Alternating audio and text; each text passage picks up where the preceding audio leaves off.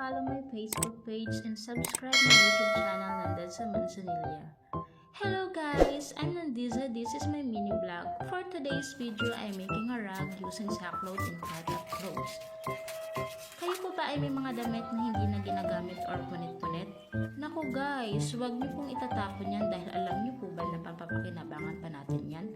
Pwede po natin yung gawing basahan gamit ang sako at kinunting-gunting na damit. So ito nga po guys yung ginagawa ko, nakikita nyo naman po sa video.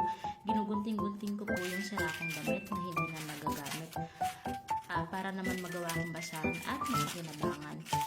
Kung meron po kayong mga sirang damit dyan, so guys, huwag nyo na pong itapon dahil pwede nyo pong mapakinabangan yan at magawang basahan. So ayun lang guys, thank you for watching my mini vlog.